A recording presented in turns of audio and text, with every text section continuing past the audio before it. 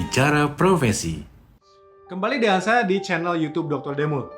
Selepas resign sebagai seorang security di pusat perbelanjaan, perjalanan profesi saya masih berlanjut. Profesi kali ini tidak lepas dari unsur kedinasan, yaitu sebagai anggota. Ya, anggota Satpam. Entah kenapa, dua pekerjaan terakhir saya selalu berhubungan dengan keamanan. Apakah karena waktu itu postur badan saya menunjang? Mungkin iya, karena 3 tahun selepas lulus SMA, saya selalu latihan untuk memasuki berbagai sekolah kedinasan, seperti Akabri atau Akademi Militer sekarang, STPDN atau IPDN, sekolah pilot di PLP Curug, atau sekolah kedinasan di bawah kementerian dan lembaga lainnya, yang membutuhkan fisik yang prima.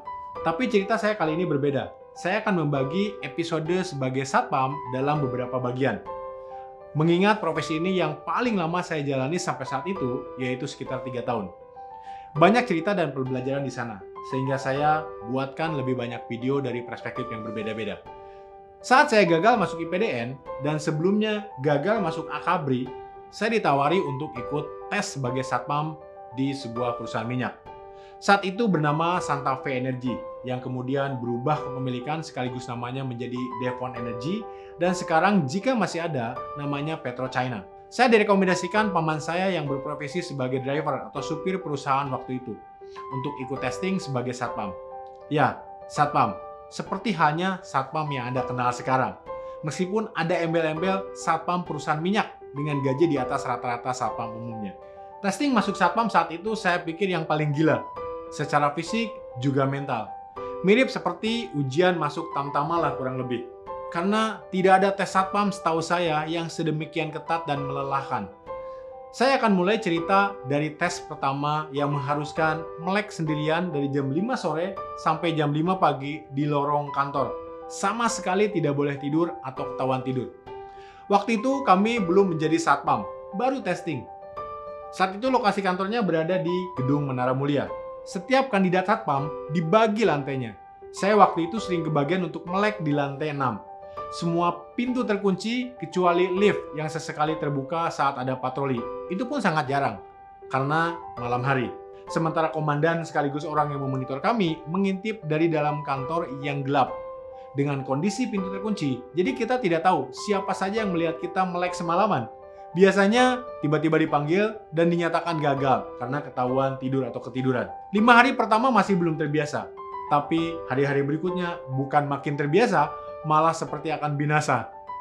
Karena minum kopi sudah tidak mempan, minum kerating deng sudah tidak terasa apa-apa.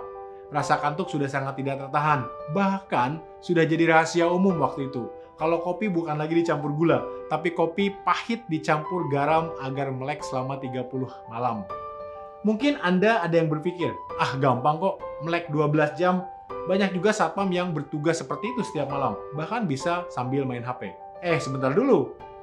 Saat itu, tahun 1998, HP baru ada dan menjadi barang mewah.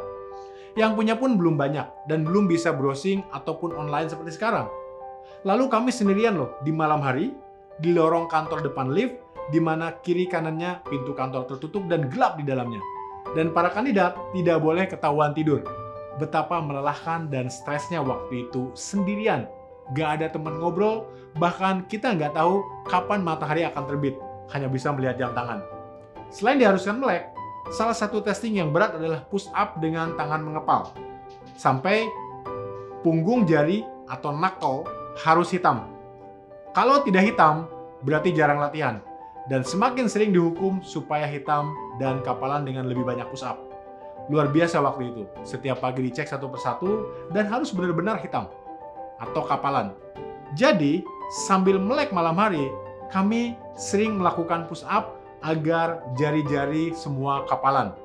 Gimana kalau tidak kapalan? Maka pagi-pagi sebelum upacara dan sebelum diperiksa, saya biasanya menempelkan ke knalpot motor yang masih panas supaya luka dan lecet sehingga terlihat seperti terluka karena latihan push up. Itulah cerita saat saya masuk Satpam di Santa Fe Energy. Entah siapa yang gila, kami yang ingin masuk jadi Satpam, proses testingnya, atau para komandannya.